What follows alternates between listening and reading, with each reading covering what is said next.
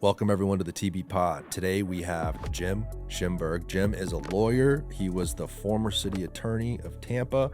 He worked at SBP and he was general counsel at the Tampa Bay Lightning. You've had an awesome career. I'm sure I'm missing a lot of stuff, but Jim, welcome to the show. Thanks. It's great to be here. Yeah, man. Excited for our discussion. Thank you. Thank you for being here. So explain to people real quick, kind of that career, right? Like what were those offices? I know I mentioned a couple, but you've done a lot of cool things. Let's start, I guess, from the beginning. You went to Florida law. I'll start even before that. Sure. So my parents moved down to Florida in the late 1950s, right before I was born. My dad was a lawyer in New York, but decided he wanted to be a real estate developer and home builder in Tampa. So they moved to Tampa. My dad and his brother, my uncle, were in business together. They developed a lot of what's now Town and Country and a lot of other areas in Tampa. So I kind of grew up in the real estate / legal business. Went to public schools, graduated from Chamberlain High School, and then went on to the University of Florida. And then I was fortunate enough to go to the University of Florida College of Law. I clerked at Holland & Knight law firm in Tampa back when it was a relatively small statewide law firm. It's now, well over 1,000 lawyers all around the country and the world. But I spent about 26 years at Holland & Knight, and I was a real estate attorney and mostly a land use and local government attorney. Worked on a lot of interesting projects, works on some, when your grandfather, when he was mayor, with Mayor Iorio. Had a great career. During that time, I was really involved in the Tampa Downtown Partnership. I had the honor of serving as their chairman back in the early 2000s, right around the time when the streetcar started and came into being in Tampa. Being someone that grew up in Tampa, I loved our community. And when I first started my career back in the mid 80s, we were America's next great city. And everybody thought that we were really on the rise and a lot of great things were going to happen. It turned out it took a little bit longer than everybody thought, but I think it has happened. And we'll get into that. We definitely will. I want to talk about that energy though. So this is like when Harbor Island was developed, right? The Beneficial Corporation came in, and who was the president at the time that hit a golf ball across the channel? Yeah, that was former President Gerald Ford who hit a golf ball. I think that was back, when I think that was actually the late 70s. Pull up that 80s. picture so people can see it, David, because great. It's kind of a funny shot. Yeah, that was cool. So at the time, right, this was like a luxury waterfront development. It would have shopping. Wasn't it called maybe it's still called Shops? The Well, Shops. that was the part right at the entrance of the island, right there, the Shops of Harbor Island. And this was big news at the time. Oh, Harbor Island huge. was incredible. The president of the United States is there. The former president. The Yeah, he was former president, at of the time. course. Yeah, Right. But it was a big deal. Yeah, and that was, that was prior to the time that the arena was built or the Marriott was built. Well, the what Convention Center year Hotel. would this have been? This is 80, I like think it late was 80s? Yeah, I think it was in the late 70s, early 80s. And at that time, the energy of the city was very optimistic. Yeah, said. and it was I'm talking even in the mid 80s. So Tampa was, quote, America's next great city. We were on the upswing. Things were only the sky was the limit in terms of what could happen in Tampa. And I mean, again, one of the reasons my dad moved to Florida back in the late 50s was Florida has been a fast growing state for many, many years. I remember when we overtook New York to become the third most populous state. So people have been moving to Florida for 60 plus years. Well, even 100 years ago, right? Yeah. When D.P. Davis developed Davis Islands yeah. in the 20s and the real estate land boom, Yeah. and then that came crashing down. We've been through a lot. There's been a lot of ups and downs in real sure. estate, but Florida's been growing consistently, and the growth has, obviously picked up a lot after COVID. But yeah, we can go back. We're getting ahead of ourselves. Yeah, so, for sure. So I worked at Holland & Knight for many years, and I thought I would probably be there for my whole career. And in 2011, when Bob Buckhorn just gotten elected mayor, he was an old friend of mine. I had known him ever since his days as working he actually started as a government relations person for the Home Builders Association, and maybe even had a couple of things before that. But he worked for Mayor Sandy Friedman, and then he was a council member when your grandfather was mayor, and had tried to become mayor in 2003 and lost. And so in 2011, he became mayor. And so I went to see him, and I said, "How could I help you? How can I help you?" Thinking that maybe I could help on his transition team or help find some good people to attract into government. And he said, "Well, how about if you come in as my city attorney?" And I said, "Wow, that's interesting. Let me think about that a little bit." And so I went home and talked to my wife and said, I think this might be a good opportunity to sort of do something really cool in my career. Tampa looks like it's now again on the upswing. We're out of the recession. We're looking good. And she said, well, yeah, why don't you just do it for 1 year and then go back into private practice? So I said, the mayor, could I do it for 1 year? And he said, no, that's not long enough. You need to do it for at least 2 years. So my wife and I agreed, said, we'll do it for at least 2 years. So I became city attorney in 2011, took over a department of 25 lawyers, got a chance to expand my horizon beyond land use and real estate into everything from working with the council, economic development, litigation, water and sewer, representing the departments, everything. So it was very, very cool. We had the 2012 Republican National Convention coming into town. So that was, a tremendous amount of work that we did leading up to that. When you first became city attorney, how quick did you realize, like, okay, this is going to be quite a complicated position here? Well, I probably didn't realize it initially, but once I got in there and realized, because you're dealing with so much as the city attorney, right? Any legal issue the city is involved with, whether it's with another government, whether it's with something happening, what does the city attorney do? Again, the city attorney is the chief legal officer for the city. They work with the mayor, they work with the city council, they represent the city on all legal matters. But the good news about that, because it is pretty overwhelming, is that you have a staff of talented people. Right. So you have people that have expertise in all these different areas. And so all I was doing was sitting across the table from the man or woman that was the expert, and they would say, here's the issue, here's what we can do, what do you think? And then I would go talk to the mayor, or I would consult with them and make recommendations. So it was a great time. We worked on some really exciting things. We turned the old post office into the Le Méridien Hotel. We almost did a museum in Curtis Hickson Park, which is now over in St. Pete, called the Arts and Crafts Museum. Okay. They wanted to do it in Tampa. We couldn't make that work. We started working on the Republican National Convention.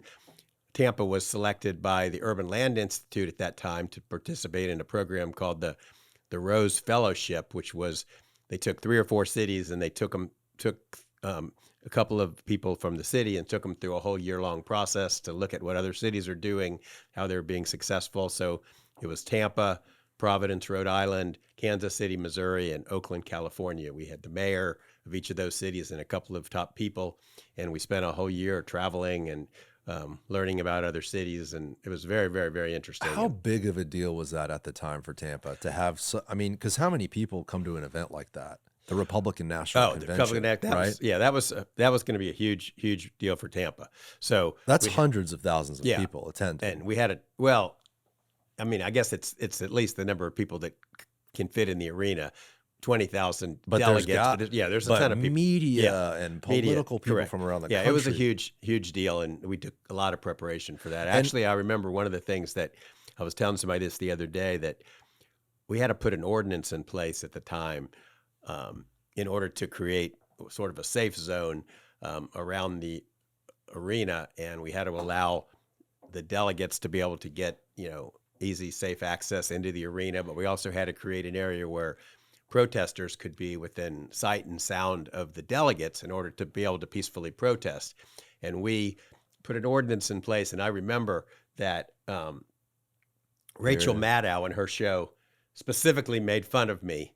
And she said, I don't know who this guy Jim Shimberg is, who's the city attorney of Tampa, but he must be pretty stupid, because he put an ordinance in place where he didn't ban guns in this area, but he banned dental floss. And the reason for that was, we couldn't ban guns because the state legislation preempted that. So we couldn't ban guns in this area, but we were trying to do things to prevent people from using things as a weapon. So an example was, if they used dental floss, they could potentially injure somebody. Who thought of dental? Was that your idea? Dental floss? I don't think it was my idea, but I think we took we had a couple of other people working on it as well. But that was just a funny story where they basically went on national TV and bashed us. I think the New York Times picked it up as well. But we were fortunate enough to have a safe convention. Well, go up to the picture there, David, with all those National Guard looking dudes. So we had a tremendous military presence. Is this the city presence here, or is this national troops? That's the National Guard, but there was National Guard. There was a huge police presence because we weren't sure what we're going to be facing. So people thought it was like a military zone because the whole downtown was Well, I blocked remember off. 2012 was kind of he was heated, right? It was Obama's second potential term. Running Had against Romney Mitt come in. Romney, yeah. A lot of people were upset at Obama for various reasons. Yep. That was during the recession period, right? Well, it was right after. Well, yes. but I mean, from 2008 Yep. to 12, right? That's when gas was getting high. You had a lot of economic issues, so people were upset at national politics. So I would assume safety was a big concern. But another interesting issue is that when we had to identify some land for the protesters to essentially stand and be within sight and sound of the delegates, we identified some property across the street from the arena, and we tried to look up who owns this property, and the records went back to a group out in Colorado. And so we reached out to these people in Colorado. We said, we don't know what you're doing with this property, but is there a way we could use it for the convention and lease it from you? And it turned out that the group in Colorado was a group that was working for Jeff Vinnick to acquire the land, which is now Water Street.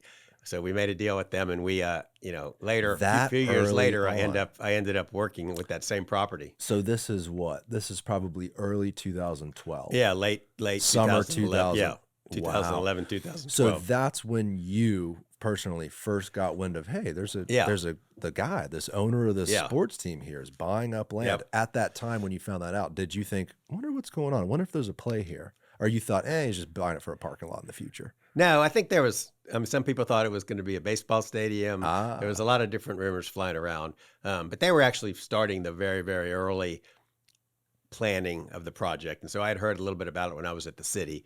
And then at the end of my 2 years at the city, I'd gotten to meet the people from the arena, Todd Lewicki and Jeff Vinnick, through the convention, because we were using the arena for the convention. So I got to meet them, and Todd had said, if you need my office, if you need anything, just let us know. We're here for you. So after 2013, now we're in mid-2013, I had an opportunity I was thinking about what I was going to do next. Was I going to go back to the private law firm? Was I going to do something different? And so I thought, I'd like to be a general counsel, because the city attorney is sort of like a general counsel. It's like a 4,000 person corporation, and you're not trying to hunt down new business. No, the mayor's the CEO, and the city council is sort of like the board of directors. So I think I could be a good general counsel. So I got hooked up with a headhunter, and I said, here's my resume. I think I'd like to be a general counsel. And he's like, I don't think you're the right guy. They're looking for people that have corporate finance experience, and it's really more of a, financial type job. And I don't think you've got the right resume for that. So I said, okay, well, at least it's worth a shot. And then I was at a meeting at the city, and a friend of mine said, have you thought about talking to Jeff Vinnick and Todd Lewicki over at the Lightning, because they're starting this big real estate project, and you would be a perfect person for them. And they just lost their general counsel at the Lightning. So I went over to talk to Todd, who became just a great friend later. And I said, what would you think about, consideration of me for the general counsel position? And he was like, oh, sure, we'd love that. But I could see two problems. Number one, you're the mayor's lawyer, and we've got a lot of ideas to work with the mayor. We don't want to upset the mayor. And number two, we probably couldn't afford you.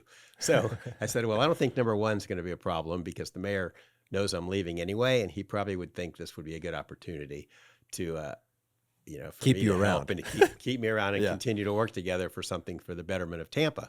And let's talk about number two. And so we ended up working on that. And finally, a couple of weeks later, he said to me, why don't you go home and talk to your wife and send me a text of the number you would need in order to come join us at the Lightning. And I remember we're doing very poorly. We're losing money. Every dollar we make, we've got to share with the players. Every dollar we save, we get to keep ourselves. So remember, and we're not going to be able to pay you very much. So I go home and I talk to my wife, and I said, this is going to be a great opportunity. I could work with sports and real estate and community, and it's like my dream job, and I can't even imagine a better situation. But they're not going to be able to pay me very much because all these reasons. And wives don't like to hear that. She's like, no, that's ridiculous. This other firm is offering you X. You need to go in at X. And I said, no, if I go in at X, it's not going to work. And so we have a big negotiation, and we end up coming up with a number that I thought was a little too high and she thought was a little too low, but we both were willing to go with it. So I send him a text, And he almost immediately responds back and he says, "Oh, I'm really sorry. We're not even in the same zip code," is what he said. Oh no. So to make a long story short, we got it worked out. You got it worked out. I thought, oh, there goes my dream job. Oh no. You almost blew it. Yeah. You asked for too much initially. So in 2013, I ended up starting with the General Counsel for the Lightning. But Let me ask you real quick though. Sure. So when you were at the city and you were starting to connect those dots, right? That property, right? These, you're trying to figure out property for the convention. You figure out the ownership is in Colorado. You find out that it's a group working with Jeff to purchase the property. This is the early stages of acquiring the pieces of real estate to put together the Water Street project. Then you hear of SPP and like kind of there was no SPP at the time. I mean the people behind the beginnings of forming the company to do that. Like, what was your thought process putting these pieces together? Like, whoa, these guys are up to something big here. Sure. Well, I knew they were up to something big, but at that point, there was no SPP, and it was really just Jeff Vinnick and his team that was doing it. He had a guy named Jack Sperling in Denver who was a strong advisor, and Todd Leiweke, the CEO. And so there was no partner in Seattle at that time. And so I joined, and we still had a number of parcels that were very strategic that we needed to acquire. Like, for example, what's now Sparkman Wharf. We didn't have that.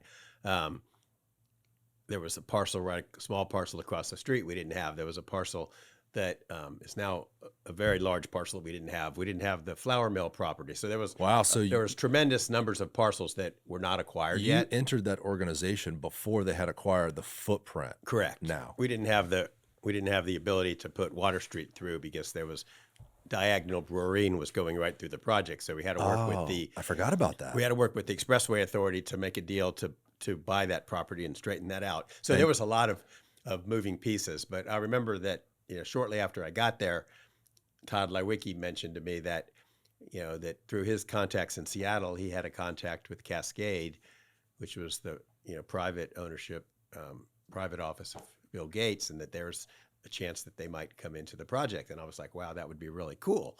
And then nothing really happened for months. And then probably towards the end of the year, Todd told me, well, I just heard back from Cascade. We have to get the deal done by year end. So that was like a mad rush to get everything done. And what was that relationship like at the time with Bob, right? Bob Buckhorn is the mayor. You used to work for him. You get to the Lightning. Right. You're starting to work on some of these real estate plays and acquire the property. You hear the vision, I'm sure. Yeah. So what did Bob think, and what was your conversation with the former mayor when you put a plan in front of him and say, look, this is what these guys are trying to do here? Well, it was very ambitious at the time to do that in Tampa. Very ambitious. And at the time I got there, the plan was really still being fine-tuned and developed.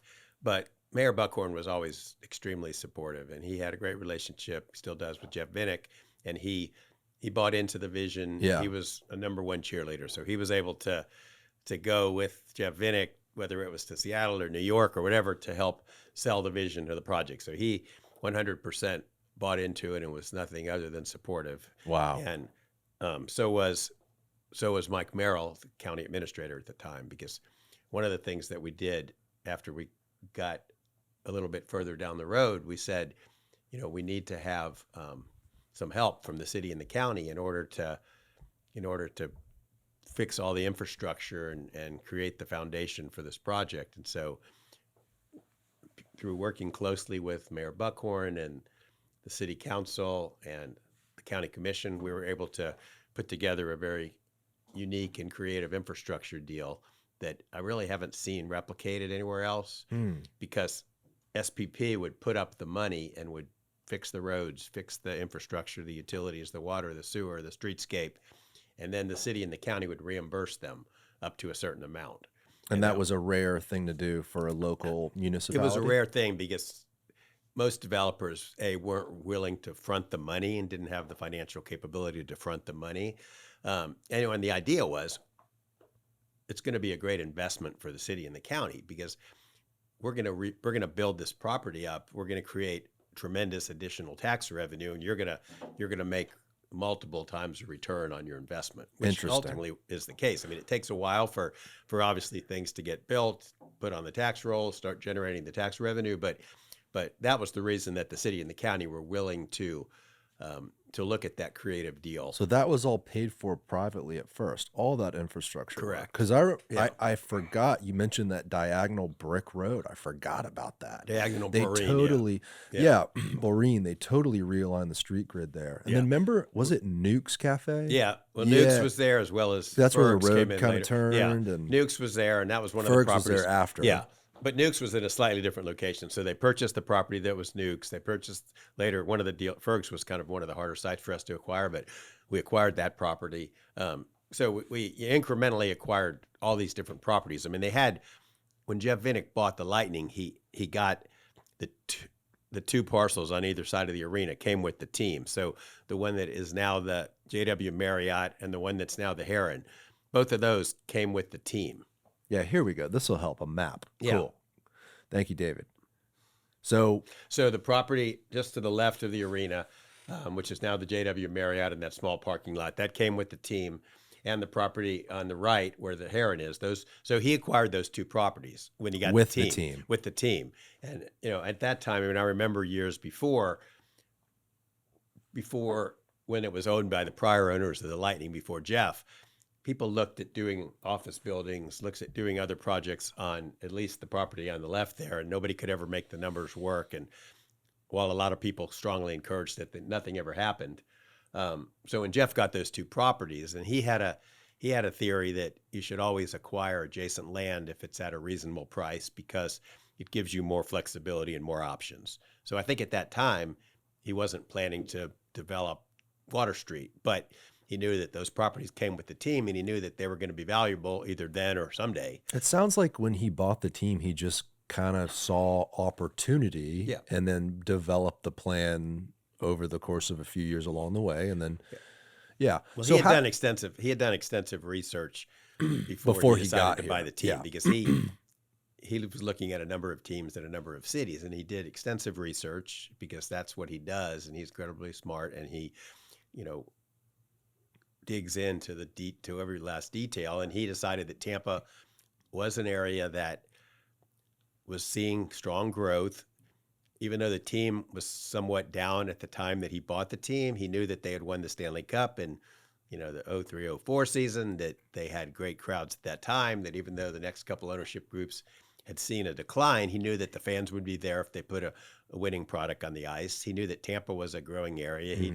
At that time, the prices were, relatively affordable based on what he was looking at in Boston and other areas. So he made a bet on Tampa, which turned out to be a great bet. Something that, we had seen 20 years earlier, or 50 years earlier.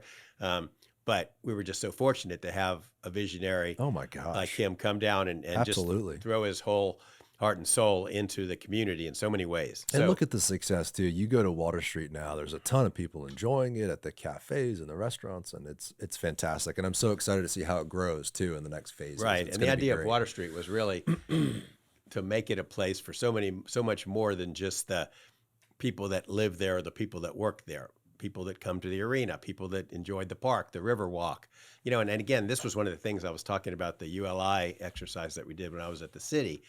But I always thought, and a lot of other people probably agreed, that downtown Tampa had so many great assets in place. So if you think about that, before Water Street started, you had the convention center, which was placed there. You had the Strass Center. You had the aquarium. You had the history center. Right. You had the river walk.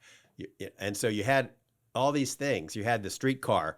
So you had all these things, but you really didn't have sort of the dots connected. We still don't have all of them connected, but we've made tremendous progress. Oh my gosh, we've came a long way, but we do have a long ways to go too. Yeah. So some projects you might take over 55 acres, and you wouldn't have an aquarium and a cruise ship terminal and a history center and a convention center and an arena and a convention hotel, all these things, and a river walk. And so we had all these things. And so all we really needed to do was, create the dots in a way that made sense. And it was really the visionary support and leadership of Jeff Vinnick, and then the creative expertise of James Nozar, who came in as CEO in 2016, because James and some of the people he brought had come from Washington, D.C. They had created projects in areas of Washington, D.C. where people said, that's not going to work. you're never going to get those rents. You're never going to get those numbers. And they said, I think if we put together really cool projects that, that make sense and are going to attract, different type of people to come to these areas. And so, For sure. again, when he sold his vision to Jeff and to the folks at Cascade, but even people internally were like, are you sure that's going to work? Are you sure going to be able to get that kind You're of going to rents? spend how much on, You're gonna spend the how trees much? Yeah, and it's right. So I've told James, James still works on a lot of stuff in Tampa. And if you haven't had him on your podcast, he's an unbelievable guy. You should have him because he's in Tampa from time to time, but yeah. he's now doing a lot of work with Daryl Shaw and other people, but he's a tremendously visionary guy. And he just knew it was going to work. And he kind of moved forward. Yeah. And started off like 12 projects. It really is an incredible bet because for so many years, developments in Florida and in Tampa and probably around the country were just plain. They were bland. And I think what they've done at Water Street, and it sounds like it all kind of came from James, this kind of quality matters mantra where the sidewalks, the mature trees, the absolute pushing the envelope on the architecture and creating a very unique space. I mean, when you're in Water Street, it's so further beyond any other development, at least here locally. And guess what? It paid off. People appreciate the quality. Yeah. And it works. And one of the things, and again, when I was looking at other cities and seeing the success of other cities, I mean, we knew that it was, medical and education and other stuff. So that was one of the reasons we decided to try to push hard to get the USF med school down there. And one of the first things that they did was donate that land to USF to encourage the state and the USF to move the med school there, because that was a great driver. But one of the main differences between Water Street and a lot of other projects that I've been involved with or seen around the country is that we had one developer that was doing it, even though he used different architects, and we had a way to pull it all together, where in a lot of projects, you've got a different owner of each block, and they've got different financial parameters, and they've got different ideas. And so you don't necessarily, if you look at downtown St. Pete, that's developed organically, and it is awesome. I love it there. But this was an opportunity to do it all in a way that was very coordinated. And I'm just proud as someone that he grew up in Tampa, has worked here for many years, has had a lot of family here. To say that I had a small role in this is just very cool. And it's a great honor for me. I bet. I've worked on it. I want to talk about those acquisitions though, because it always baffles me. So early on, no one knew he was acquiring these properties. He kind of did it secretly, right? Like you as the city attorney are finding out like, we didn't know at that time. Yeah. But when you got there, right, and you have a directive as the general counsel to help acquire these properties, how do you balance how do you not let these other property owners know that you're trying to chase down 50 acres? Sure. Because wouldn't they go, oh, you want my property? Well, now you're going to pay X. Sure. And absolutely. And again, I think by the time I got there, the word was already out. Right. It was Jeff. So that was some of the early acquisitions that they made, like for example, where the medical school is now and a little bit to the north of that.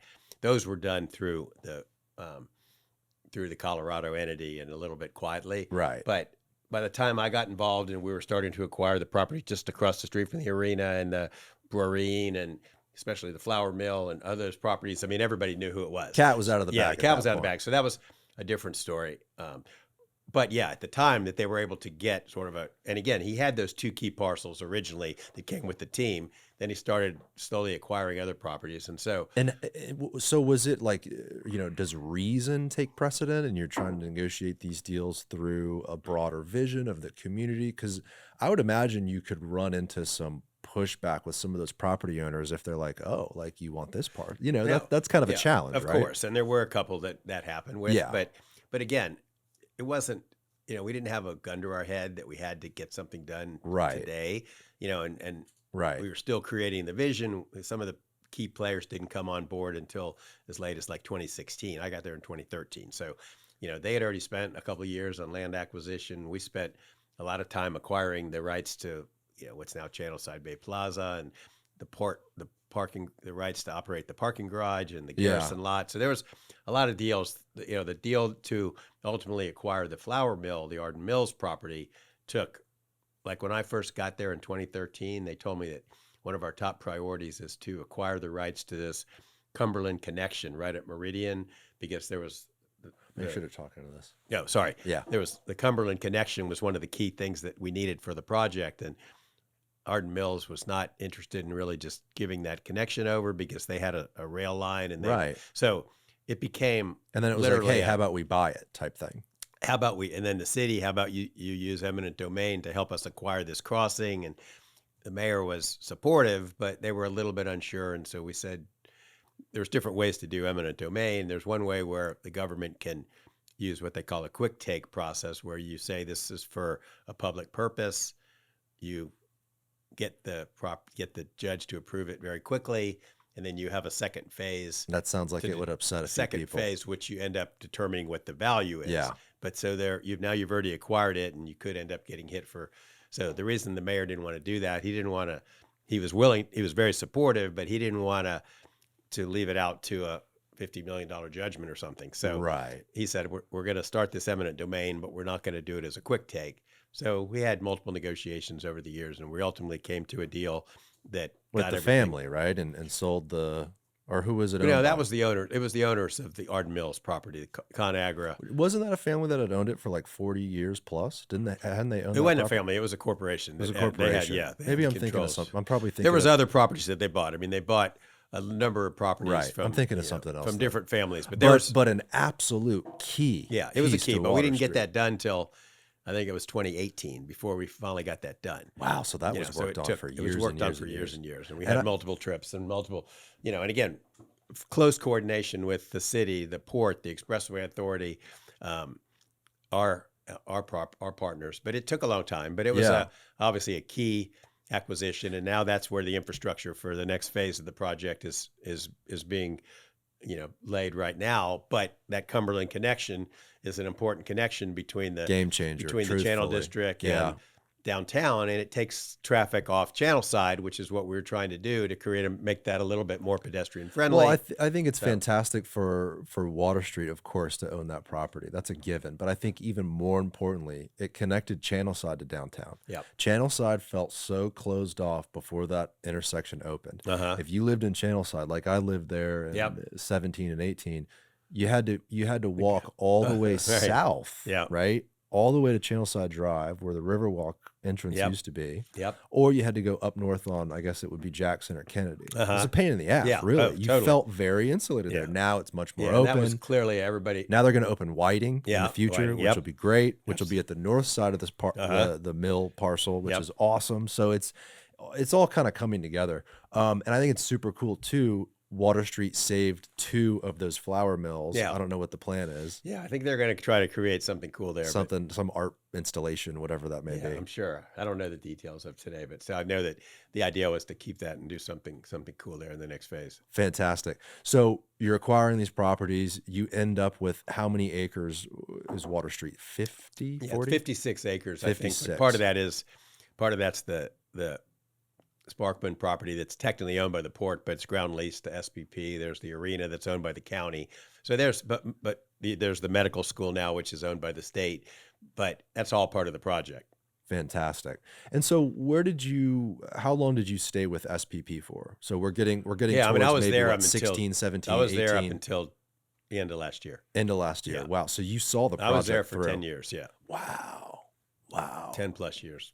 What is it like to see it today? I mean, it's probably incredible. I work in the 1001 Water Street building. So literally I'm there every day. I'm going to the restaurants. I'm walking around. I'm going to the arena tonight. So so it's very cool to work in a place that I saw sort of a vision. And then obviously it took a long time to build everything. And it was a little bit nerve-wracking during the beginning of COVID, where all of a sudden we have all these buildings under construction, and now the world seems to have changed. And, for a period of time, it looked like people are not going to want to live that close together anymore. They're not going to go to work anymore.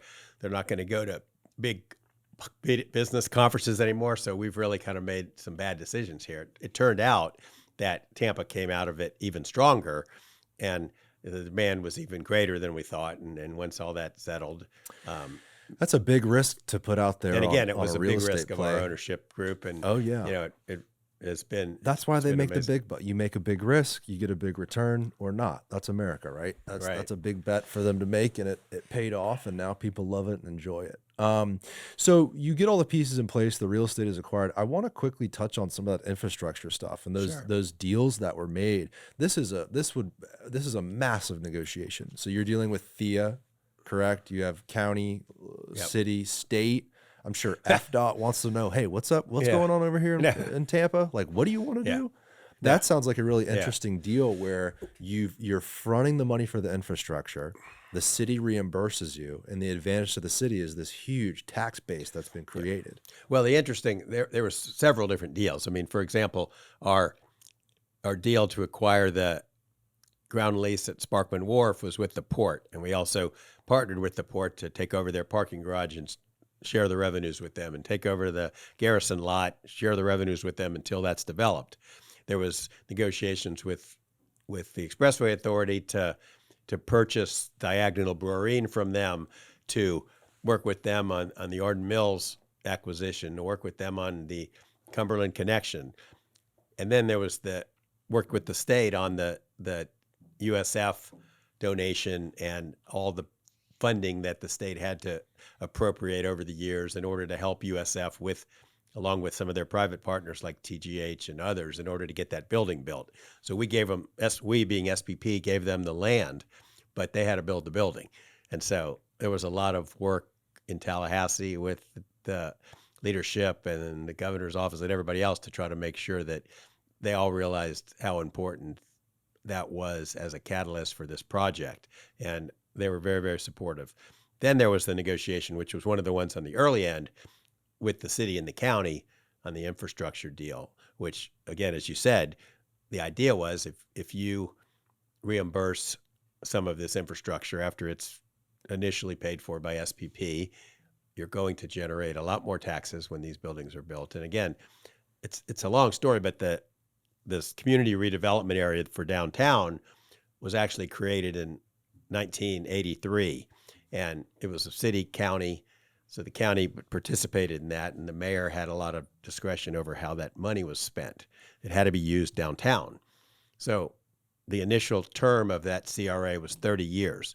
So in 2013, Hillsborough County said, hey, it's nice having been in your downtown CRA, but we don't want all our money to go downtown anymore. We want our money to be used for other projects out in the county that our commissioners feel are important. So we're gonna drop out of the CRA downtown. We're not obligated to sign up for another 30 years. So that discussion went on, and to make a long story short, the county got out of the downtown CRA. So from 2013 to 2043, it's just the city. But we were able, through the Jeff Vinnick's great work with Mike Merrill and other people at Hillsborough County and are working with them, we got Hillsborough County to say, okay, even though we're not in the downtown CRA anymore, we still think this is an important project and it's going to be good for the region, good for the community, good for the county. So we're willing to have some of our money that's not obligated under the CRA anymore to still go towards reimbursement. So when a dollar gets spent on infrastructure and it's been approved by the city and the county and it gets built and the city approves it, then they reimburse 50 cents from the city and 50 cents from the county up to a certain number. So that was a great, I'm actually working on a project right now through my new law firm down in Boca, and we're trying to use that as an example, but a lot of the developers don't have the resources to be able to front all the money. Well, also just the experience with it, right? Like, how novel was this deal at the time? And also just Water Street in general, like the effort it took. Like, we had Scott Gilner on the podcast. Yeah, Scott was an instrumental role as right. So Scott's at Kimley civil Horn. engineer. They do civil engineering, a lot of some of the infrastructure pieces in place and consulting type stuff for these large projects, right? It's incredible to think of the scale of this project and the people involved. You're on the legal side of it, of course. What an all-out effort it took. Was the craziest time period those few years when you were negotiating that point with these different government entities and then the ports involved, and it's like... Yeah, no, we had, I'd say that, there was a couple of different important stages. Yeah. The 2013 for the next few years. I mean, we were negotiating a lot of these deals. We were acquiring the rest of the Not property. a lot of downtime, I guess it sounds like. No, there was not a lot of downtime at all. And then I was helping with the Lightning on my off hours, but not a lot of downtime. But once, that's right. You're so General Counsel of the Lightning during this entire and time I had a period, great too. staff there too that were helping doing a lot of the day-to-day work.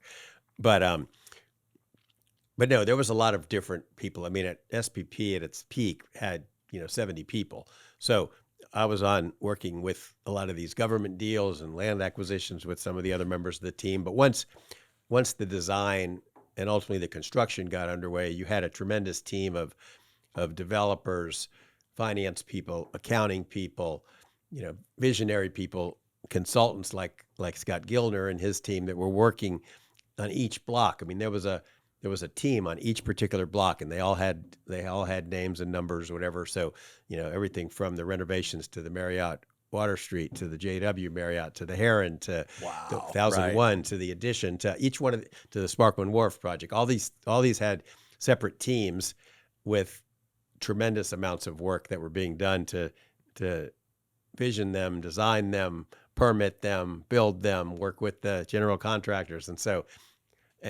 account for every dollar that was spent to make sure that it was all done properly. So there was so much work that went on for those years, especially during the years that the construction took place of all those buildings at once. And by the way, Lightning winning the Stanley Cup Two back times, to back during this time period.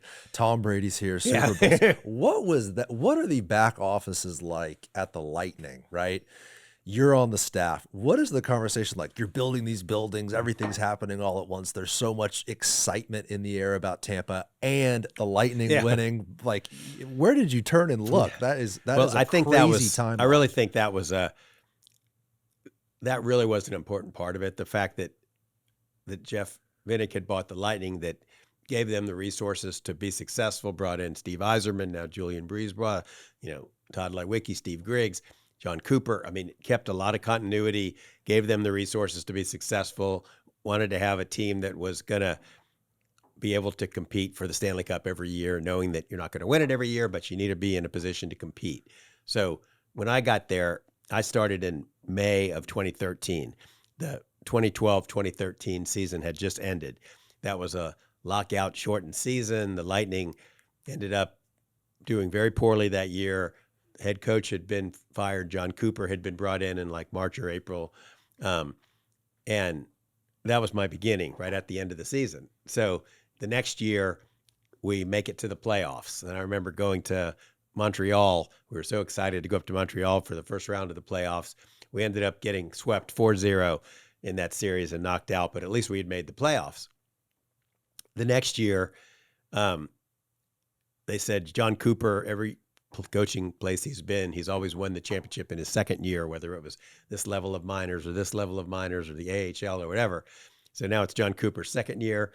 We go all the way to the Stanley Cup final. We're playing the Chicago Blackhawks, and we ended up losing, but it was just incredibly exciting. And then every year after, it was like we would get to the Eastern Conference final, or we would, then I remember in 2019, the Lightning had this unbelievably great, successful regular season, and they were so primed for the playoffs, and we had won like a record number of games, and then we ended up losing 4 straight in the first round of the playoffs, and everybody's like, this just doesn't make sense. Should we make changes? Should we do this? And Jeff Vinik is a very even-keeled guy. We're going to stick with what's been successful. This was really an aberration. And the next year we win it all, God. And then the next year we win it all again. And the next year we go to the final again. So it's been an amazing ride. Wow. And it's been a tremendous, an honor for me to have a small role in that, but it's been very, very exciting and very fun. Well, both things at the same time are so incredible to me. The Water Street project is so massive, and the Lightning at that time period for the last over decade have been an amazing part of Tampa culture. People love the Lightning. Yeah, the games are packed. It's exciting. It's right downtown. I mean, the enthusiasm for that team since Jeff bought it has 100-fold, right? Yeah. I mean, it is such a part of Tampa now. It's incredible. A small example is when I first started getting involved. I remember going to the first Lightning game ever in 1992 at the fairgrounds. And when I was at Holiday Night, we had a suite, and I used to go to a decent number of games, but I didn't really understand hockey that well. I hadn't grown up with it. No one I hadn't did. played We're in Florida. Right. So when I got there, I started learning so much more, and Steve Griggs and Todd Lewicki taught me so much about hockey. But my wife and my mother-in-law were not big sports fans at that time, and somehow they got excited about the Lightning in 2015. My wife went up to Chicago for the final. She and her mom decided to buy season tickets and go to every game together. And it was just, I have a picture of my mother-in-law with like blue hair for one of the playoff games. Oh my God, I it's love like, it. It's just amazing where they were like not sports fans, but my wife would say like, look, it's really fun. I know the players. It's 2.5 hours. It's inside. I can wear my coat. It's That's cool. exactly right. You know, and it's, you know, how long it's going to be. I'll only speak from my Yeah. wife, but when we go to a football game, she's all done up with the hair and it's hot and she's miserable. We're in the sun.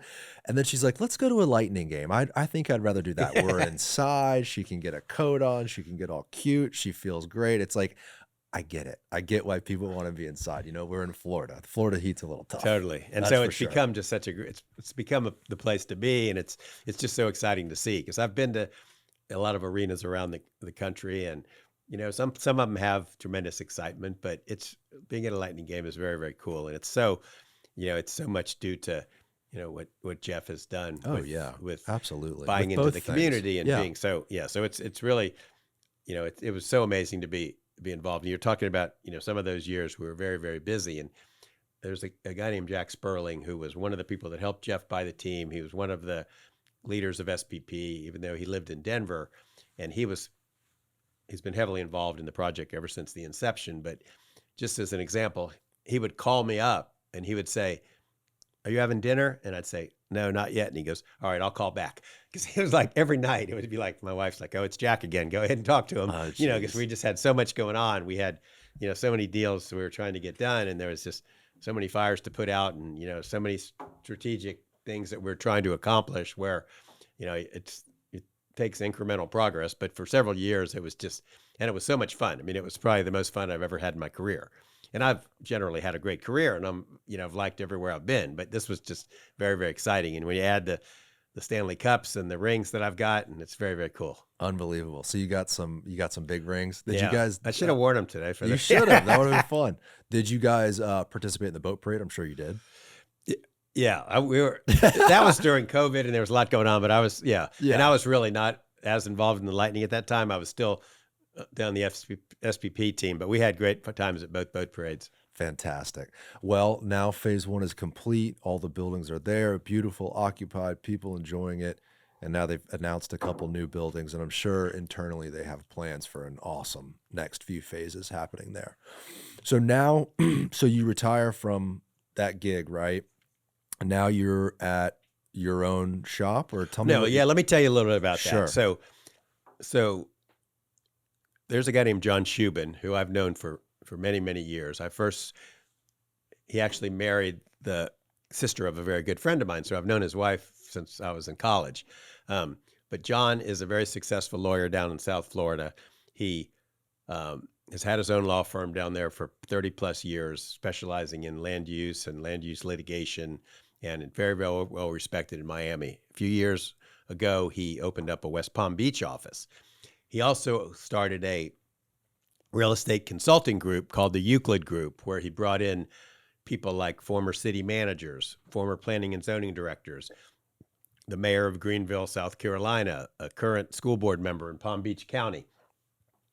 And so about a year ago, I started talking to John, and I said, John, I just want to let you know I'm going to be leaving SPP at the end of the year, and I'm probably going to join one of 3 law firms in Tampa that I've been talking to. And John said, well, wait a minute. Before you do that, I would love to talk to you about opening up the Tampa office of the Shubin Law Group and the Euclid Group. He goes, we had an office in Tampa many years ago. My wife's family's still in Tampa. They love Tampa. They're 3rd or 4th generation. Would love to have you consider being a part of that. And so when I combined doing what I'd always done and loved, as well as the Euclid Group and some of the opportunities that it presents, it was like a no-brainer for me. So in January, I opened up the Tampa office. And just for example, we went down to West Palm on last Friday for our annual meeting for the Euclid Group, and had all the people that you see on the screen, but we also brought in a number of affiliates that we have that are helping us like Knox White, the mayor of Greenville, South Carolina, who's been the mayor for almost 30 years. Nicole Travis, who recently retired as the Mayor Castor's top economic development person, who now has her own firm and works closely with us. People that are just experts in their areas. And it's really exciting because we can help people on whether they're starting the next Water Street, or whether in one of John's ideas, and this resonated with me, and you might think it makes sense, is that they represent a lot of very, very large developers down in the Miami, West Palm Beach area. And that area has become very, very developed, very, very expensive. And when John realized that a lot of those developers are looking at Tampa now, and when we can bring our expertise to help them navigate the situation in Tampa, it just creates a lot of value. You have an incredible amount of South Florida developers, construction companies moving to Tampa. They see a massive opportunity here. Look at Related's footprint. Related has spent hundreds of millions of dollars here. They've acquired the land across the river. I think that deal was over $50 million. I mean, these are companies that are putting a massive amount of capital into our community. Absolutely. And Related is an example of one example of a client that John has done work for over the years and is very friendly with the ownership of that company. So that's an example. But there's a number of other ones, big and small too. I mean, even some smaller companies are moving here. There's contracting companies that are opening up here. Anything from drywall all the way up to general contracting. Like there's big and small capital moving to our region. They see massive opportunity. And a lot of it does have to do with this big Water Street development we talked about. I think people saw that as the shining city on the hill. It was like this fantastic, bold vision that probably a lot of people in your industry thought, there ain't no way there's going to be a bust that happens before that thing gets built. But there it is, right? And it shows that big things are possible in Tampa. Yeah, and one of the things that used to hold us back a little bit in Tampa, and that's why this project was so amazing, because the ownership was so different. But Tampa had a reputation of having a very exciting project announced and to a lot of fanfare, and this new building is being built, or this new project is being built. And then for whatever reason, whether it was economic conditions or if the numbers didn't work or if partnerships changed, for some reason, a lot of these projects ended up not going forward. And so we were very cognizant of that with Water Street, but everybody knew that this was a project that was for real. You had ownership that was looking at it as, a lot of developers their business model is, they buy something, they build it, they sell it, they move to the next one. This was going to be a long-term hold. And so that made a big difference because you were able to not cut corners, put extra things in there, make the sidewalks a little bit wider, bring more mature trees in, pay a little extra attention to some of the architectural detail, create some really cool places, and so it always had an opportunity to be different. And the fact that, it came to fruition is just, there was a tremendous amount of work that went into it by a lot of different people, a lot of different consultants, experts, friends, politicians, everybody, pitched in. And there really was, one of the other examples when I've worked on some projects over the years where the location of the project creates challenges. Okay, you might be right next to a high-end residential community. You might be next to a lower-end residential community. So there's all these different potential challenges. This project really didn't have any of that because it didn't have really neighbors that were going to, obviously people on Harbor Island were somewhat concerned about some of it, but they really didn't have a lot of input on, how it was developed. They may say it's too much traffic when we're trying to go to Publix during a Lightning game, but in my opinion, they should look at the calendar and say, there's a game tonight. Maybe I shouldn't go to Publix at 7:00 or whatever. Or go buy 5 acres in Hillsborough County and then you don't have to deal with it at all. Yeah. So, but our location and the fact that we already had a lot of these key components in place that were already done with tremendous public investment, whether it was some of those assets we talked about, it gave us a little bit of an advantage, so. Well, I would imagine that groups in South Florida, groups all over probably the country, look at your efforts and the Water Street project and the combination of government and the private sector coming together to do something like that. There's probably not a lot of other lawyers and firms that have been through that, right? So I would think on these other huge projects around Florida, they come to you as like, hey, here, we have big ambitions too. Here's what we're trying to do. And you can come in and be like, perfect. You know, you're going to need this, you're going to need that. Sure. And again, there's some tremendously talented people on the team as well that help, me as well. And so that's why I'm excited to work with that group, because West Palm is incredible. West Palm is great. We were just down there, and one of our big clients has developed a large area downtown, and that's where our office is. And people take the Bright Line from Miami, get off, walk to the office. Oh man! Yeah, so it's cool. Actually, we have a partner.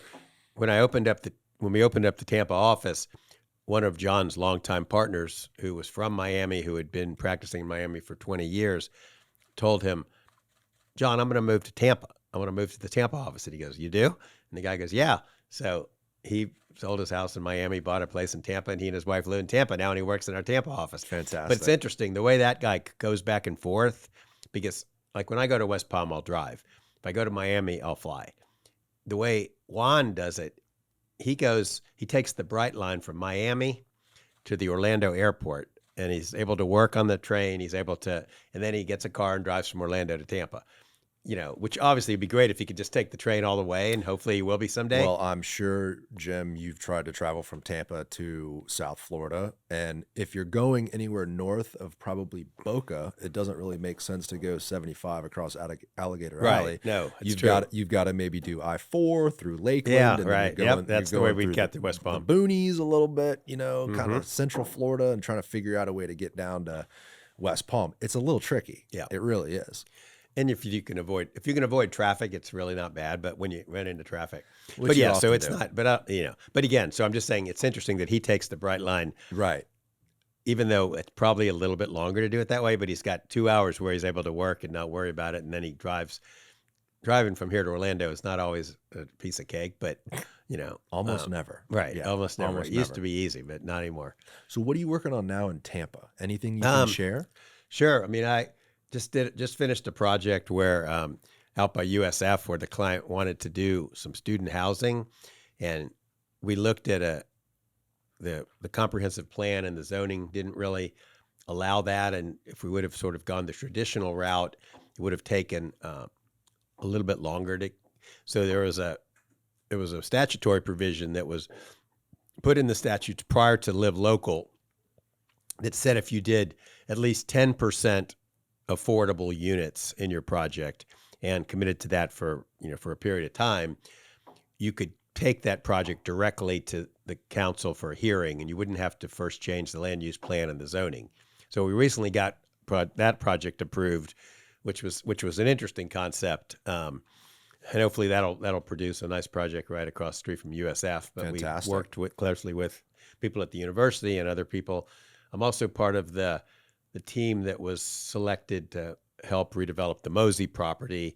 That's just getting started. That's an awesome opportunity there too. Proud to be a part of that, John and I, to be a part of that team, working with Carlos Alfonso and John Nertney and a great group of partners they've put together. We're just getting started at the early stages of that, but that's an exciting project.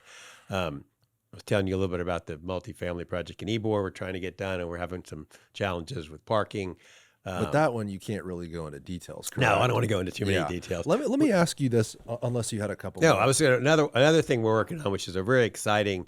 I know one of the things we're going to talk about a little bit later is some of the needs in the state for additional workforce housing, and my question was going to relate to that. Sure. And I really, so we've talked about Live Local on this podcast a lot. I have an understanding of it, but I'm not a lawyer, and I've never dealt with it in my own business because I'm a small real estate guy. These are usually for larger projects. Live Local was the state's answer to the workforce and affordable housing kind of crisis, right? This was a state law that is aimed to help promote more development that is affordable for people, right? Correct. I've never had a lawyer on the show, and you specialize in this stuff. Can you explain what exactly Live Local is, what it's made to do, and kind of how it works? Sure, absolutely. And two of my partners, Harrison Denman and Mark Grafton, are experts on this, and they've done podcasts, and they've exhaustively researched it and looked at every jurisdiction. But generally, the concept is that the Senate president at the time, they were trying to create more workforce housing in the state. And developers were running into different roadblocks, and it was hard to get the projects zoned, and it was hard to get the projects approved. So they were trying to create sort of a vehicle where you could sort of avoid the controversy that a lot of projects have at the local level. So they put a law in place that said essentially if you do 40% affordable units, and there are certain thresholds for that. If you do 40% affordable units, you can essentially get the project approved administratively. So you don't have to go through a rezoning, you don't have to go through a land use change, you don't have to, deal with the municipality or county. Now, they left it to each one of the jurisdictions to sort of put their own rules in place, and some of them have, very specific rules in place as to how to do it and how they could process it quickly. Other ones haven't, and our firm's been monitoring this very carefully. And again, it's like a lot of laws where they go in place with a really good idea, and when you actually put them into practice, it takes longer, and it's hard to make them work. And so There hasn't, as far as I know, there hasn't been a tremendous amount of projects that have actually been built. Last year the legislature made some changes to it and clarified some things, but basically the idea is to try to allow more density. You could get the highest density that you would be allowed in your county. You were allowed to get the highest height within like a mile of your project. So it's really to encourage much more dense projects as long as they create, that percentage of affordable or workforce housing. I think in practice, it's been harder there's been a tremendous amount of interest. We get calls all the time from clients that are looking at a piece of property. They're trying Can I build a skyscraper right figure out how to make it work. And, there's a lot of them that are in the works right now, and hopefully it's going to, within a couple of years, we'll be able to see. So did the water get muddy from the local level? Because when the state does a law like this, it sounds like it's very broad, but they left it up to the local governments to put their own individual rules in place. Is that where it got muddy? Well, but they tried to put very specific parameters on them, and some of your jurisdictions have tried to figure out ways to make it more difficult for local projects to get approved. That's what and I'm that really at, was right? not the intent of the state, and the state may come down and change the law again in the next couple of years. But that's that kind of sandpaper between the local and the state government, where if the state government comes out with a law like that, I would imagine local government's like, hello, like you guys are kind of getting in the way of local government. Sure. And so now we're going to put these laws in place to essentially block what the state is trying to do. It sounds like that's a little bit of what's happened. It is. But there's also, like, our firm is involved in a big matter down in South Florida where the client wanted to make some significant changes to an existing project in a very, very high-end community, and they were having some pushback from the local jurisdiction.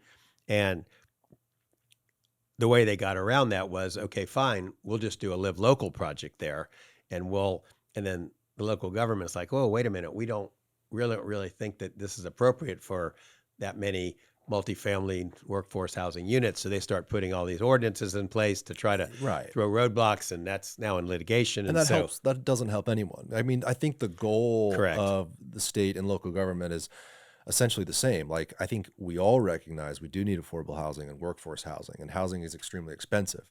This is a problem for the government. I mean, if they can't get city employees to live near the city, that's an issue. Sure. Same thing with the hospitals, same thing with the employers, right? Yeah. So obviously the goal here is a good goal, right? It's to help provide more affordable housing for people. But if that pisses off local government and they create all these extra rules, it makes the problem worse. So from a legal standpoint, right, where does the solution lie? Like, what needs to happen so that the goal can be achieved and we can get more housing, more density? Yeah, I mean, I think there's a lot of things that can happen, and we even talked about that. Maybe that'll be something that President Trump will be able to deal with from the top, and basically remove some regulations, remove some barriers, put some mandates in place, or put some incentives in place to encourage state and local governments. Because again, everybody sort of agrees, very broad picture, that we don't have enough affordable and workforce housing, and people that are making, $70,000 a year with great jobs can't afford to live within an hour and a half of where they work. And, what about the restaurants? What about the schools? What about, Right. police and fire? I mean, there's a lot of examples where everybody's not making, six figures in income. And Tampa and Florida have become much more expensive. A lot of wealthier people have started to move here. They're thinking the prices that we thought were high are reasonable. People from South Florida might come to Tampa and say, oh, you can buy a lot for $7 million. That's cheap. We think that's ridiculous. So I mean, there's a lot of issues, and it's easy to say, like, what we need to do is put more units in, the cities and the urban cores. People who live in the neighborhoods may not agree with that. It's easy to say, like, let's put an accessory dwelling unit in everyone's backyard. Let's make it very easy to do that. And some jurisdictions are looking at regulations like that. Let's remove the barriers and say you don't have to have a 50-foot zoning here. You can put, a 3-story building here. And again, some of the neighbors don't like that. And they're saying, yeah, we agree with the concept, but not in our neighborhood, not on this property. So that's a challenge. And we've talked a little bit about, how tough it is for elected officials to sometimes do what's right against political pressure. And sometimes, they might be severely criticized for what they do. And then 10 years later, somebody said, wow, that person was a heck of a visionary. They put something through that really needed to happen. So these are tough issues. And, we live in an area where I've been in plenty of hearings where you have nobody there and it gets approved pretty easily. And you have another hearing where you got 200 people there against you, and you're there till 3 a.m. wheelchairs and oxygen. And and then, it's hard to vote against those people's arguments. And some of them are reasoned and some of them are more emotional. And, sometimes it gets local governments in trouble when they just go with the citizens' position and don't go with the professional planners that have said, we've looked at this, we've analyzed the traffic, we've analyzed the infrastructure needs. So it's challenging. But again, this is another issue that I was talking about. My dad was involved. So for many years, my dad was involved in a lot of the growth management laws that were put in place in Florida in the mid 80s. And the idea back then was Florida's growing very fast. We've got a lot of retirees that are moving here from the Midwest, from the Northeast. These are people that have paid their taxes in other states. They've raised their children. They come to Florida. They don't want to pay a lot of taxes. They feel like they've already done that. So we're growing very fast, and our infrastructure is not keeping up. Our roads, our water, our sewers, we saw that with the hurricane. People are like, I don't even live in a flood zone, and my house got completely flooded and destroyed, and I have no flood insurance. So Florida's always been trying to have the infrastructure keep pace with development. They've tried to put rules and regulations in place that require developers to, put more money into roads, put more money into schools, put more money into fire stations. But developers are like, I can't make the numbers work. I need to build this project, and I can't do that. So let's show you why you don't need to. And Florida's just grown, and the infrastructure really hasn't kept up. And now we're talking about basically adding a lot more units. We're already the third largest state with 20-something million people, but people want to live here, and we've got a great climate when we don't have hurricanes hit us. And do you think we'll ever get ahead of this, or are we always going to be playing catch up? I mean, I wish we could. And, you and I have talked about that and some of the, the transit issues where, if we would have done this 20 years ago or 30 years ago, it would have been a lot more expensive. Or when your dad was working on this. Yeah. I mean, my dad worked on an issue with your granddad back in the late 60s, where they basically thought about this issue and they said, you know what, we have Tampa and we have Hillsborough County and we have Plant City and we have Temple Terrace.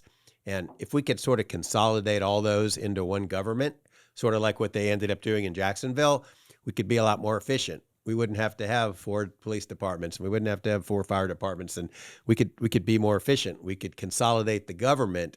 And I remember my dad worked hard on this, and I know, Mayor Greco helped him, and they put it on the ballot. And the idea was to try to get ahead of some of this stuff, and it failed because the county commissioners in some of these jurisdictions were like, "Oh no, we can't do that. We'd lose our job," and the fire people are like, "Oh, they wouldn't." So it failed. Well, but I mean, there have been forward-thinking people. But has that really worked out for Jacksonville, though? I mean, I think it's it's like the largest city in the country when you actually look at the geography of it. But that's only a technicality. I know, right? but I don't know whether it has or not. But I'm just saying that that's an example of 50 years ago that these people that are related to us had these ideas about ways to sort of get ahead of this stuff. Well, that's an interesting point, how it's almost like there's always been these forward thinkers. And even at the Tampa Bay Hotel Museum, right here in the main building of the University of Tampa, I've told this before on the show, sorry if you've heard it before, but there's a plaque, and Henry Plant talks about, it's an article, it's a quote from the Tampa Tribune from the late 1800s, about the subject, about he's saying how Tampa can become the shining metropolis of the Gulf states, and it's going to be the biggest thing ever. And he's super ambitious about this city. Fast forward almost 100 years later, my granddad, your father's talking about it. It's like, frick, are we always going to be in this position where we're playing catch up and we're trying to be forward thinking with this? Because the problem is, for a guy like me, I got lucky. I found a house. It was so much more money than I planned on spending. Yeah. But prices appreciated over 100% in the matter of 3-4 years. My wife gets pregnant. We get married. I'm looking for a home for my family. Right. And it was a struggle to find something. And it might not be a struggle if you're coming from Boca or you're coming from California or New York and you come here, oh, this place is cheap. It's not for us, though. The people that have lived here forever. No, my son came down with his wife who was pregnant, and they had a hard time. They were lucky. There's a little bit of sticker shock. And they found a house. Really? Tampa for this much? I know. They found a house that, while it was technically in an A flood zone, it was on, it was east of Manhattan. And they asked the owners, who had been there for 30-something years, they said, have you guys ever had any storm surge or any flooding here? And they said, never a problem. So with Helene, my son and his wife and the baby went to sleep thinking that they were fine. They woke up the next morning and looked like everything was fine. And then they looked in their garage. They saw a little bit of water. And then his neighbor knocked on the door and said, we were out at 2 a.m. smoking cigars, and the water came within half an inch of your front door, and we almost woke you up, but then it came down. And this is like, it had never happened before. And this is, east of Manhattan. It's not west, it's not west of West Shore. So, well, what's very scary is with Milton, if you remember, the prediction early on was 12 to 15 feet in Tampa Bay, which is about double the height of Helene. If you can imagine that. And we got lucky too. We're right off Bayshore, but our neighborhood was built a little later, so it's built up. I'm in an AE flood zone, but my house is higher, and I only have to pay a small flood insurance policy and all that. And then we got lucky too. But I'm out there at 2 a.m. The water's coming onto our street. My neighbor next to me, he's lived there his entire, well, let me think how long, since the neighborhood was built. So he's been there about 25 years. Yeah. So he's confident. Never had water in the street, never had water down here. We're going to be fine. When that water started coming up that sidewalk, he was like, whoa, this has never happened before. So the whole neighborhood kind of got together and was trying to figure out an action plan that night. Thank God it never got higher than our sidewalk. But there's so many people in Tampa that got flooded that we're not anticipating absolutely. it. There's a lot of people that have lived in homes a long time, 30, 40 years. They don't have a mortgage. They don't carry flood insurance. Maybe they're in an ex-flood zone. They don't understand that they're in a basin. There's basins in Tampa. Bayshore Beautiful, that used to be an old lake. Now it's homes. Parkland Estates is kind of a basin area. You're high up. You're in an ex-flood zone, but that is a basin. And there's city pumps in there that are supposed to pump the water out. But if the water level's too high and there's nowhere for the water to go, or you have 18 inches of historic rain, you're going to get flooded out. Yeah. And those people are completely unaware of it. So this goes back to like that infrastructure conversation. Right in that, I had on Councilman Bill Carlson on yesterday, and I said, this would never do well politically, but imagine a campaign and I called it a blank check campaign.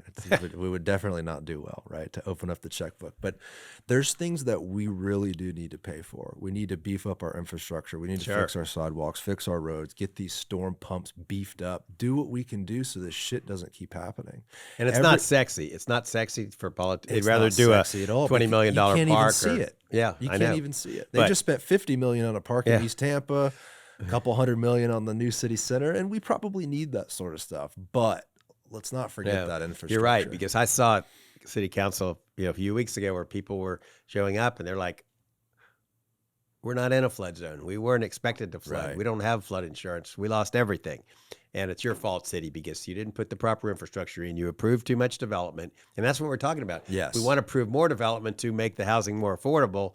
But then you end up, that's why it's hard for them to make these tough decisions, because people are over there saying, Well, you didn't do what you need to do. So how are you going to approve a 10-story building on this site when where does the public's will and the political will lie before Helene? Before this historic storm, can you imagine as a public official coming out and saying, I want to spend $100 million on infrastructure for these storms? People would say, what? They've never flooded. My grandma's lived there for 50 years. Why would I want to spend my tax dollars on that? There's no will to do it. So it just doesn't get done. Then something like this happens and you have issues, and now the conversation shifted, right? The conversations shift where public dollars should go. Like a few years ago, it was all about transit. Yep. And there was a lot of momentum around transit. And now that conversation has softened. And now there's an affordable housing conversation. Unfortunately, because of the storms, the transit and the affordable housing conversations have softened. And now it's all about infrastructure. Right. What are we going to do about these homes that are not in flood zones? And so I think what the public should all try to do is realize that it's all important. Like, not one thing is important. This is all important stuff. And these issues are going to keep arising. And maybe in the next few weeks, as we have Turkey Day and Christmas and the holidays, we might forget about these storms. But guess what? There's going to be more coming. And by the way, there's going to be more people moving to Florida. So we do need to get more housing. Yeah. And by the way, we still need a transit plan. We still need infrastructure. It's like these things don't go away. So I guess my question for you is, you look at a lot of this. You have a wide lens because you've worked with the city and you've worked in development and land use and all these things.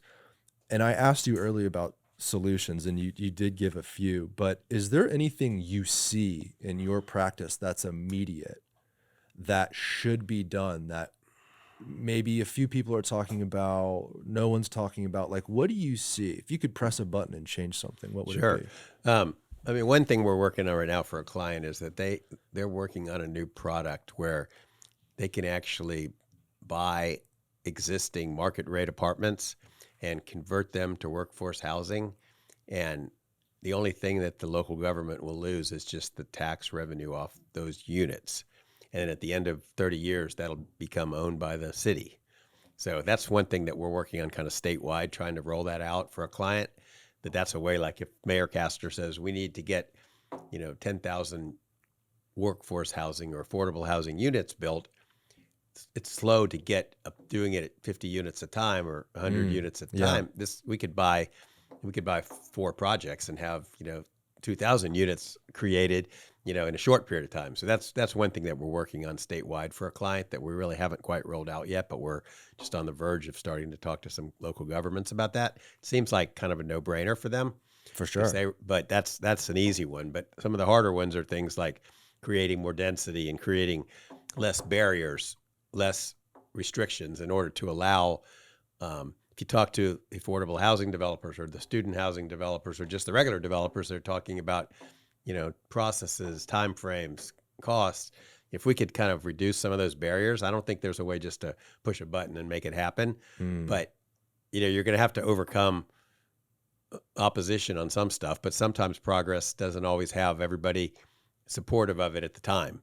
You've got to make some hard decisions. And so some of the politicians have a little bit more stomach for making tough decisions. Other ones of them are a little bit more concerned about, what their popularity is on that particular day. Maybe now that we're past an election and there's, no election for a short period of time, at least we can get some people to focus on doing what's right, moving forward. But again, nobody wants to pay more taxes. Nobody wants to have their costs go up. They just want somebody to solve these problems. And that's why it's challenging. Well, that's kind of what I was alluding to with the blank check, where it's like, look, we need to pay for this. The blank check mayor, you need to roll that out 2027. The problem, though, is you don't have public support. And we've been talking about, backbone in politicians, right? Like, sometimes people are going to yell at you and you have to do the right thing for the greater good of the people of your city, but also the future, your children and grandchildren. Like, when I bought my house this summer, my wife and I were talking about it, and just, it's a ridiculous amount of money to spend, and we didn't want to spend that much, but we felt it was necessary because I thought, what do we do? What do we do? We rent for 5 years, and then what does it cost? You rent for 10 years, and then what does it cost? And then can you ever buy a home? And what is it? When my son is my age, what the hell is a house going to cost in South Tampa, Right. or anywhere in Tampa? Tampa Heights, people are paying $1.5 million for new construction homes. So it's like, Yep. boy, that is a real challenge. And if politicians are only thinking about decisions they make today and the crowd that's in front of them and what their current constituents think, even though they have better data and they're talking with experts, you kind of have to just be a martyr and do the right thing for the future generations. Yeah, and that's why I always like commissioners or elected officials that say, look, I'm not doing this for the money. I'm not doing this for the ability to then rise to a higher position. I'm doing this for the community. I'm going to make the decisions that I think are right. Right. And then if I don't get reelected, that's fine. Or I'm going to go back to doing whatever I did before. Yeah. So it's tough, though. It really is. And, I've seen it for so many years, and my dad saw it for years before that. And so, some politicians are in it for different reasons. But for the most part, they're people that love the community, and they're doing what they think is right. And a lot of the opposition on a project is usually well-spoken and usually makes a lot of sense. And so it's hard to be in the position where you've got to vote on something, and, you've got good arguments on this side, and your expert staff are telling you that they've analyzed it and they've gone through all the right steps and they've followed all the process. And over here saying, yeah, but we don't like it. This is too big. This is too dense. This is too high. This is going to create drainage problems in my neighborhood, and so it's tough. It's very tough. It could all be fact. And you still have to say, I've weighed everything, and I think we need to do X. People always say to me, like, why don't you run for office? And my wife always says, he'll be doing that with his second wife. And I say, I don't really want to run for office. I like to be behind the scenes. I like to be advocating for a particular project, but I don't want to be the one sitting up there and listening to this for hours. And I think you can get more done behind the scenes. Absolutely. I really believe that there's a lot more work gets done behind the scenes. The person sitting in the chair takes the heat and has to make the hard decisions, yes, and probably gets the glory, but also gets a little bit of the target on their back with the media and with the public and all that. But you can be super effective behind the scenes. Absolutely. Mayor Castor said something that was so simple, but I loved it when she was rolling out the pipes program for the city of Tampa. Massive project, largest, I think, infrastructure project in the city's history. I think it was like $2 billion over the course of a few years, fixing some of the stormwater stuff, sewer pipes and all this. And she just came out and basically said, like, this is just something that has to be done. Because people were concerned, this is a lot of money for this. We have to do it. Yeah. We have ceramic pipes in the city that are 80 years old. We had a water main break. We have flooding. Like, we just need to do this. Yeah. We just need to sign it, fund it, and get it done. And that's a beautiful position to have as the mayor, because you are the one that's supposed to make that decision, no matter what people think. But I was telling you, like, about where my son lives over in South Tampa, and they have, like, if it rains, they'll have like giant puddles on the corner of their lot, right on the street. Not even big storms. And we called the city, and they said, you're part of this larger project, but your phase has been delayed and it should be done in 2027. That was before all the storms, but blank check. It's frustrating. The blank check. Blank policy. check. You need to go Fix for it all right now. All right, I'll contribute to your campaign. We'll get a big fund. We'll get a big loan, a big bond, however the hell that works, and we'll pay it off every month and figure it out later. But hey, it'll be done. Another problem too, and we've talked about this before, and of course I'm joking halfway about some of the blank check stuff, but Tampa is in a little bit of a sweetheart phase. We've had a lot of growth and a lot of exciting things happen. We've talked about that today. But you think all these people, these wealthy people, these business owners, these executives, these people that have moved their lives here during COVID, you don't think they'll move back if we don't fix the roads and we don't fix the infrastructure, and we don't make sure our teachers are paid well and our schools are in good positions? I think we can't have like a honey glaze over our eyes and just pretend like, oh, things are great here. Everyone will want to move here forever. Right. I don't know that that's the case. I think the continued investment in all this stuff we're talking about is super important, because if you lose a large tax base like other states are doing currently. Like when you look at places in the Yeah, Northeast and out West, they're going through a real problem right now where they have obligations that they can't fund because their biggest taxpayers have left. Yeah. And let's not pretend that the same thing can't happen here. No, that's true. And again, one of the challenges, and I know my partner, John Shubin, is very focused on that for some of his clients in South Florida. But when you try to move a large company here, or even if you try to move the top executives here, their questions are going to be, where are my kids going to go to school? Is there a country club that I can join that doesn't have a 10-year waiting list? Is there, what's the arts and culture like in the area? What's the, how easy is it for me to get to work and get to the airport? So those are the things where like a lot of developers are looking at, we need to, either build more private schools or build more charter schools or help fund the public school system to make sure that it is at a point that we're going to be able to attract these people. Because it's not, it's easy for the CEO or the founder of a big company to say, I'm leaving XYZ state and moving to Florida. But when he tries to move all his people, they're saying, well, my kids are in school, they're playing Little League, I don't want to have to buy a new house, and where am I going to find one anyway? It's not, you can't buy anything here for less than $1 million, and you can't join Palmacia for earlier than 10 years, and you can't get into Berkeley Prep, and so it's like these are rich people problems, but I'm saying some of those are challenges for trying to move companies here. And so when we started Water Street, I think the initial thought was we're going to get some major companies to move their headquarters here, and we're going to bring hundreds of people, and we're going to fill up office buildings. And that is actually very, very challenging to do. I mean, Tampa did move a large group from Solomon Brothers down to Hidden River many years ago, but they eventually left. A lot of people stayed, but, and so eventually the buildings at Water Street got filled up by companies that were already here. Mm-hmm. By companies that were moving to a different location and saying, in order to get people back to the office after COVID, you need to have a pretty cool office with a lot of amenities around there, with the ability to walk around to do different things. And you're not just going to go back to an old 80s style office building that doesn't have any views and doesn't have any place to go walk outside and get a cup of coffee. So a lot of these things are changing, and so. Well, I would imagine that corporate relocation conversation has so much to do with the city itself. And what's the experience of my employees, outside of the office? What's it going to be? Right. Right. What is it going to look like? And how does it make you feel? What's the livability of the city? Yeah, the office building is great, but what about everything else? Yeah. And it is a challenge. It's very hard a lot of companies do that, and they use it as a way to get a new deal where they are. They maybe use 2 or 3 cities to sort of bid against each other. And we don't have a lot of economic incentives here. We don't have a lot of tools in our toolbox because the Florida politicians have decided that Florida's a great place. We already sell ourselves. We don't need to pay people to move here. Mm-hmm. Where other states South Carolina, for example, will, give some great incentives to a Boeing or a BMW or somebody to move a bunch of people there. So we don't have a lot of those tools.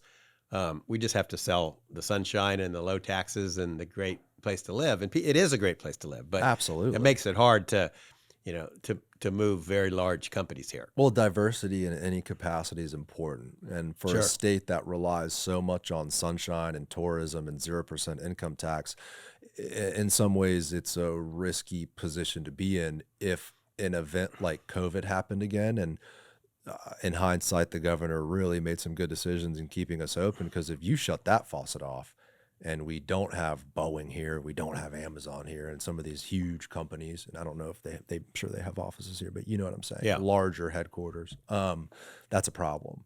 Sure. It's I think for a state to be so linear, that's probably a challenge, to hedge. It's a resiliency conversation. Like, mm-hmm. It's a conversation about what if another COVID event happens and other states go down further into the gutter than they already have, and we have another COVID wave move here.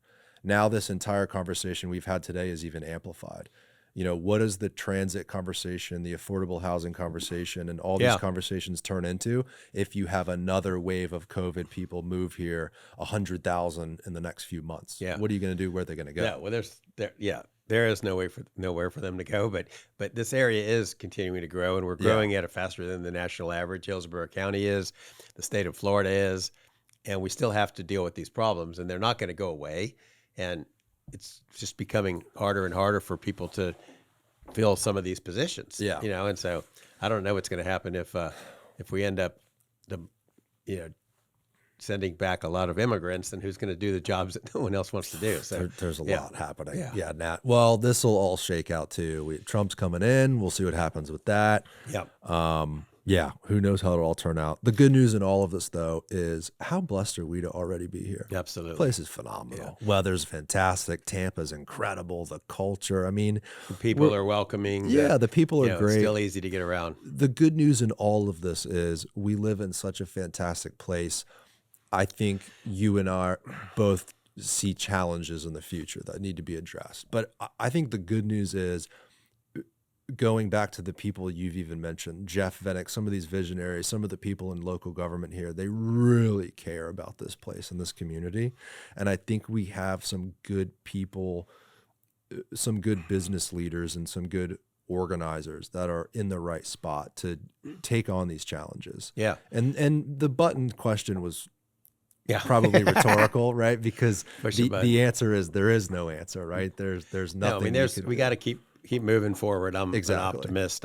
Me too. I love Tampa. I love what it's become. I love what the future holds. I want my kids to live here and my grandkids to grow up here. And so it's it's an easy place to love it. And just one last story is that when SPP was just getting started, and we were bringing down a lot of people from New York and Chicago and Washington, D.C. and Boston, and they moved here. Initially, Tampa was not on their radar, but they were given a great opportunity to come work for a company that was Cascade and Jeff Vinnick, and a great, exciting project. And even though a lot of those people don't work for the company anymore, they want to stay in Tampa. One example is Dave Brevert, who came down from D.C. to head up the office leasing for SPP. And he had been in D.C. for many, many years, and his wife had grown up there, and they loved that area. He came down here 6 or 7 years ago with a great opportunity. He and his wife love it here now. They're ingrained in the community, and he just became the COO of Ellison Development, and is now going to do other great projects here. So it's an example of this place sells itself, and people love it here. Well, and maybe 10 years ago, your children would have said, "Oh, Tampa, we don't want to live right. there." Or all these UT kids. For the longest time, kids from UT would go back up to the Northeast, and now they're staying. We have a few in my office now. It's exciting to have people share love of this place like we do. Yeah, and that was what Bob Buckhorn used to say. I want my kids to grow up here and not go to Charlotte. And so my son and daughter-in-law just moved from Charlotte to Tampa, and he's from Tampa, she's from Charlotte, and they love it here. So it's fantastic. Well, Jim, thank you for coming on. Oh, yeah, this has been a lot of fun. This was great. Thanks. Thank you very much. All right, that's it. Bye, everybody. See you next week. Hey, guys, if you want to watch episodes just like this one, make sure to click right here to view the rest of our full episodes, and also make sure to subscribe by clicking right here. Thank you for watching.